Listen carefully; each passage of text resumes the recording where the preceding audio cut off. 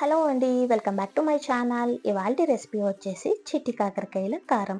So, ఈ recipe ఎలా prepare చేసేయాలో చూసేద్దాం రండి. ముందుగా హాఫ్ కేజీ చిట్టి కాకరకాయలనైతే తీసుకొని క్లీన్‌గా వాష్ చేసుకొని వీడియోలో చూపించిన విధంగా ఘాటు పెట్టుకొని గింజలన్నీ తీసేసి ఉప్పు, పసుపు వేసి మిక్స్ చేసుకొని పక్కన పెట్టేసుకుందాం. స్టఫింగ్ కోసం అయితే ఒక మిక్స్చర్ జార్ తీసుకొని ఎండు కొబ్బరి, పుట్నాల పప్పు, నువ్వులు, వేరుశనగ గుళ్ళు, ఉప్పు, కారం, పసుపు, కొద్దిగా కరివేపాకు, వెల్లుల్లి రెబ్బలు, జీలకర్ర వేసుకొని బాగా గ్రైండ్ చేసుకొని ఒక బౌల్లోకి అయితే తీసుకొని పక్కన పెట్టేసుకుందాము.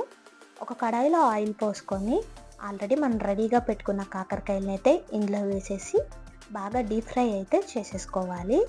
చల్లారిన కాకరకాయల్లోకి ఆల్రెడీ మనం ప్రిపేర్ చేసుకొని పెట్టుకున్న పౌడర్ని అయితే నీట్గా స్టఫ్ అయితే చేసుకోవాలి. నీట్గా స్టఫ్ చేసుకోకపోతే కనుక మనం మళ్ళీ ఆయిల్లో వేసినప్పుడు స్టఫింగ్ అంతా బయటకు వచ్చేస్తుంది. సో చూసి నీట్గా స్టఫ్ చేసుకొని ఇంకొకసారి ఆయిల్లో వేసి బాగా అయితే ఫ్రై చేసుకోవాలి. బాగా ఫ్రై చేసుకున్నాక మిగిలిన ఇంకా పౌడర్ ఏమన్నా ఉంటే కనుక ఇందులోనే వేసేసి ఫ్రై చేసుకొని తీసేసుకుంటే మన కాకరకాయ కారం అయితే ప్రిపేర్ అయిపోతుంది. సో ఈ వీడియో కనుక మీకు నచ్చితే నా ఛానల్ని లైక్ చేసుకొని సబ్స్క్రైబ్ చేసుకోండి. Thank you all.